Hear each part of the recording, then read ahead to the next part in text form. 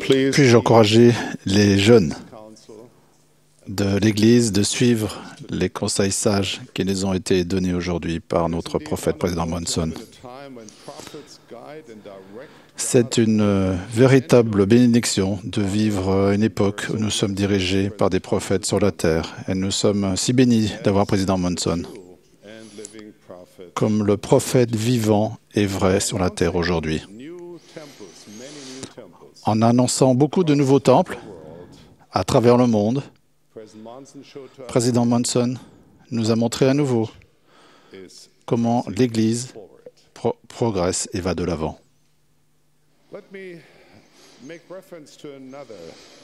Laissez-moi vous parler d'un autre grand prophète de notre temps, Moïse, l'un des plus grands prophètes que le monde ait jamais connu. Il fut élevé par la fille de Pharaon et passa les 40 premières années de sa vie dans les palais royaux d'Égypte. Il connaissait par expérience personnelle la gloire et la splendeur de ce royaume antique.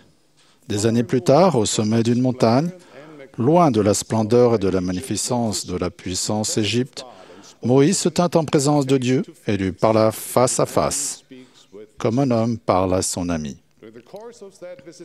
À la fin de la vision, Moïse tomba sur le sol et y resta pendant de nombreuses heures. Quand il retrouva sa force, il comprit une chose.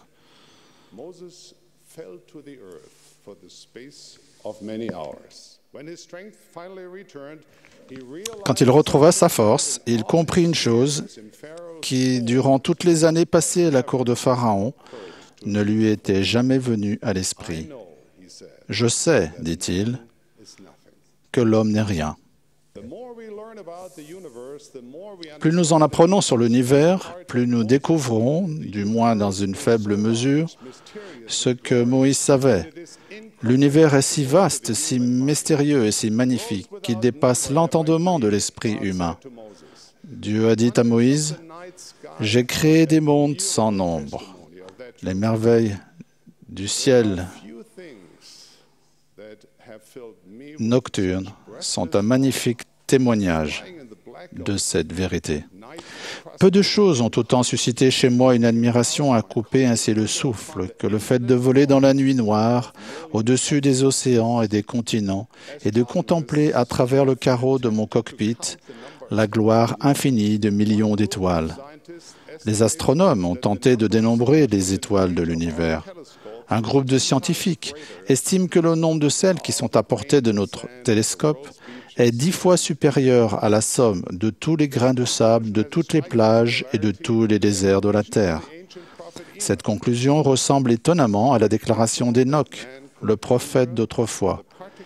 Et s'il était possible à l'homme de compter les particules de la Terre, oui, des millions de terres comme celle-ci, ce ne serait même pas le commencement du nombre de tes créations.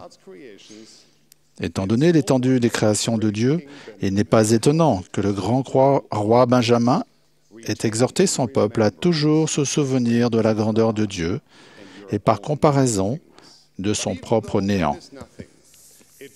Bien que l'homme ne soit rien, je suis rempli néanmoins d'admiration et d'émerveillement à l'idée que les âmes ont une grande valeur aux yeux de Dieu. Alors que nous pourrions contempler l'immensité de l'univers et dire « Qu'est-ce que l'homme à côté de la gloire de la création ?» Dieu a dit lui-même que nous sommes la raison même pour laquelle il a créé l'univers. Son œuvre et sa gloire, la raison de l'existence de ce magnifique univers, sont le salut et l'exaltation de l'humanité.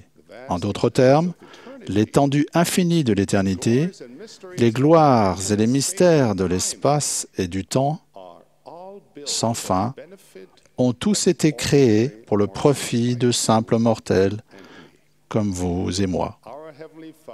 Notre Père céleste a créé l'univers pour que nous puissions atteindre le potentiel de fils et filles de Dieu qui est le nôtre. Tel est le paradoxe de l'homme. Comparé à Dieu, l'homme n'est rien. Cependant, nous sommes tout pour Dieu. Bien qu'en comparaison de la création infinie, nous ne soyons rien, une étincelle de feu éternel brûle en notre sein. La promesse incompréhensible de l'exaltation, de monde sans fin, est mise à notre portée. Le plus grand désir de Dieu est de nous aider à l'atteindre. Le maître du mensonge sait qu'un de ses outils les plus efficaces pour égarer les enfants de Dieu est de recourir aux extrêmes du paradoxe de l'homme. Chez certains, il fait appel à la tendance à l'orgueil, les faisant se gonfler et les poussant à croire à l'illusion de leur suffisance et de leur invincibilité.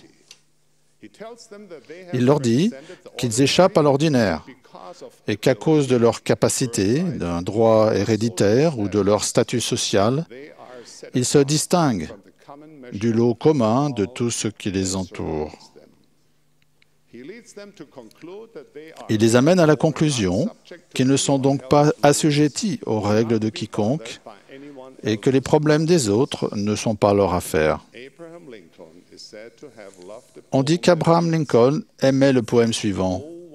« Oh, pourquoi l'esprit des mortels est-il arrogant, comme une étoile filante, un nuage poussé par le vent, comme un éclair, comme une vague qui déferle. L'homme passe de la vie au repos de la tombe. » Les disciples de Jésus-Christ comprennent qu'au regard de l'éternité, notre existence dans la sphère de la condition mortelle n'est qu'un court moment dans l'espace et dans le temps. Ils savent que la véritable valeur d'un homme n'a pas grand-chose à voir avec les choses que le monde tient en haute estime. Ils savent que tout l'or du monde ne pourrait suffire à acheter un morceau de pain dans l'économie des cieux. Les personnes qui hériteront du royaume de Dieu sont celles qui deviendront semblables à un enfant, soumis, doux, humble, patient, plein d'amour. Car quiconque s'élève sera abaissé, et celui qui s'abaisse sera élevé. Ces disciples comprennent aussi que lorsqu'ils sont au service de leurs semblables, ils sont simplement au service de leur Dieu. Une autre manière dont Satan nous trompe, c'est le découragement. Il s'efforce de faire porter notre regard sur notre propre insignifiance, jusqu'à ce que nous commencions à douter que nous ayons une quelconque valeur. Il nous dit que nous sommes trop petits pour que quiconque nous remarque, que nous sommes oubliés, en particulier de Dieu. Je vais vous raconter une expérience personnelle qui, j'espère, aidera ceux qui se sentent insignifiants, oubliés ou seuls. Il y a longtemps, j'ai suivi une formation de pilote au sein de l'armée de l'air des États-Unis. J'étais loin de chez moi et j'étais un jeune soldat ouest-allemand, né en Tchécoslovaquie, ayant grandi en Allemagne de l'Est et ne parlant anglais qu'avec de grandes difficultés. Je me souviens clairement du voyage pour rejoindre notre base de formation au Texas. J'étais en avion, assis à côté d'un passager qui parlait avec un très fort accent du Sud. Je ne comprenais pas un mot de ce qu'il disait. En fait, j'en étais à me demander si je n'avais pas appris la mauvaise langue depuis le début.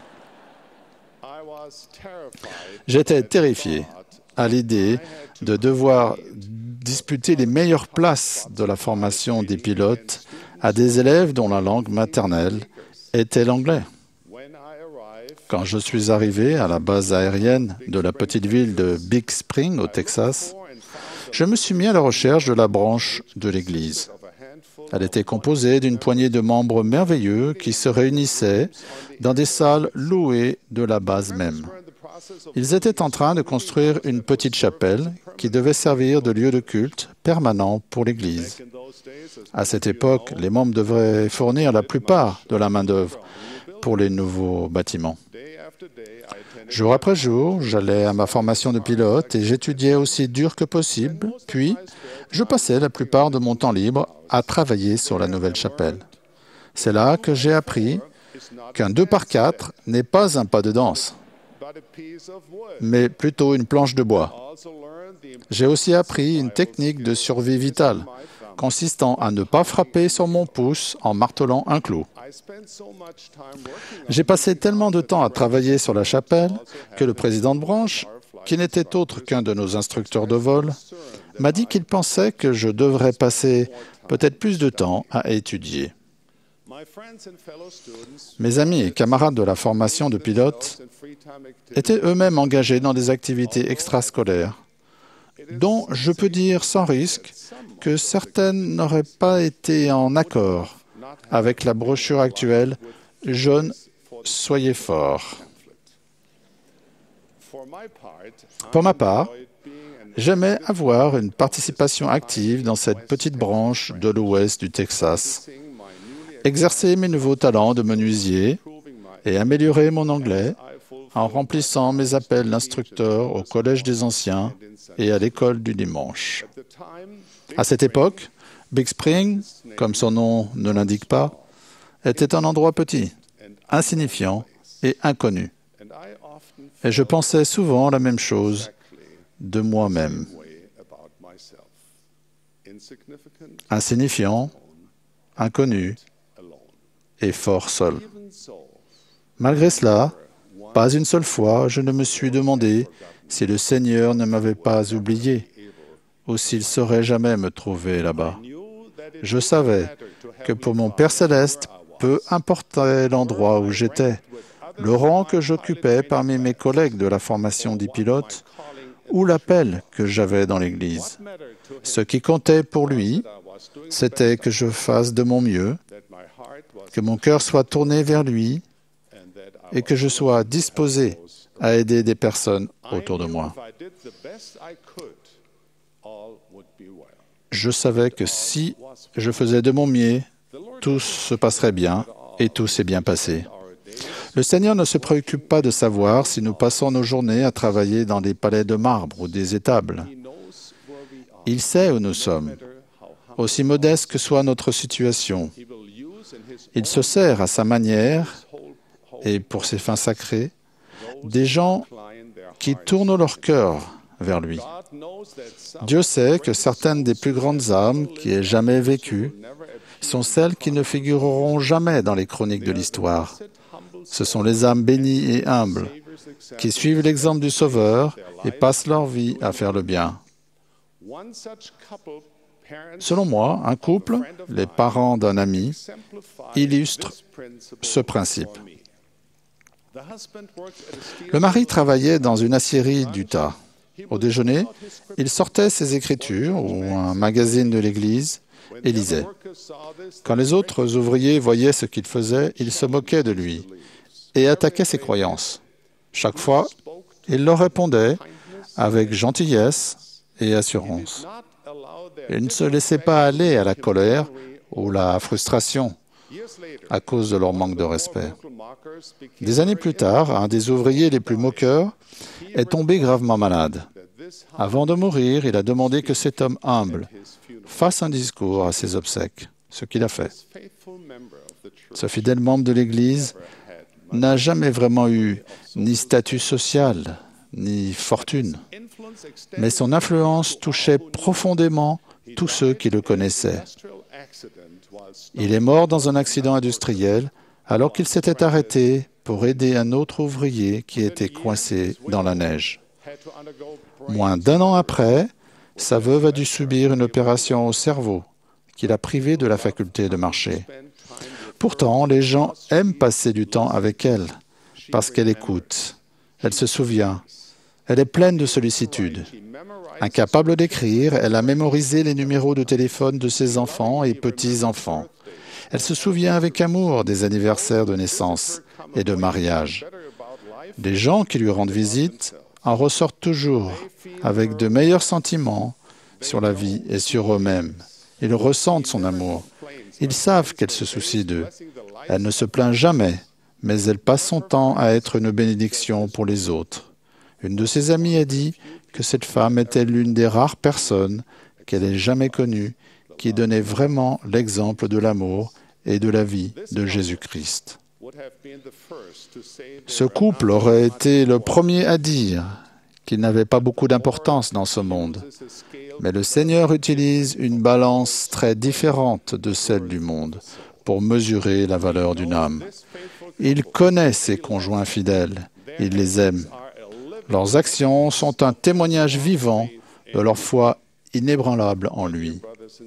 Frères et sœurs, il est vrai que l'homme n'est rien en comparaison de la grandeur de l'univers. Parfois, nous pouvons même nous sentir insignifiants, invisibles, seuls ou oubliés. Mais souvenez-vous toujours que vous comptez pour lui. Si jamais vous deviez en douter, réfléchissez à ces 4 principes divins. Premièrement, Dieu aime les humbles et les doux, car ils sont les plus grands dans le royaume des cieux. Deuxièmement, le Seigneur fait en sorte que la plénitude de son évangile soit proclamée par les faibles et les plus simples jusqu'aux extrémités du monde. Il a décrété que ce sont les choses faibles du monde qui s'avanceront pour abattre et confondre les puissantes et les fortes. Troisièmement, où que vous viviez, aussi modeste que soit votre situation, aussi maigre que soit votre emploi, aussi limité que soient vos capacités, aussi quelconque que vous paraissiez, aussi petit que vous paraisse votre appel dans l'Église, vous n'êtes pas invisible pour votre Père céleste. Il vous aime. Il connaît votre cœur humble et vos gestes inspirés par l'amour et la gentillesse. Ensemble, ils forment un témoignage durable de votre fidélité et de votre foi. Quatrièmement, et pour finir, comprenez bien que ce que vous voyez et vivez maintenant n'est pas ce qui sera éternellement. Vous n'éprouverez pas éternellement de la solitude, de la tristesse, de la douleur et du découragement. Nous avons la promesse certaine de Dieu qu'il n'oubliera ni n'abandonnera ceux qui tournent leur cœur vers lui. Ayez foi et espoir en cette promesse. Apprenez à aimer votre Père céleste et devenez son disciple en parole et en action. Soyez assurés que si vous restez ferme, croyez en lui et demeurez fidèles dans l'obéissance au commandement, vous ferez un jour, par vous-même, l'expérience des promesses révélées à l'apôtre Paul. Ce sont des choses que l'œil n'a point vues, que l'oreille n'a point entendues, et qui ne sont point montées au cœur de l'homme, des choses que Dieu a préparées pour ceux qu'il aime. Frères et sœurs, l'être le plus puissant de l'univers est le Père de votre esprit. Il vous connaît, il vous aime d'un amour parfait. Dieu ne vous considère pas seulement comme des êtres mortels vivant sur une petite planète le temps d'une brève saison. Il vous considère aussi comme son enfant. Il voit en vous l'être que vous êtes capable de devenir et que vous êtes destiné à devenir.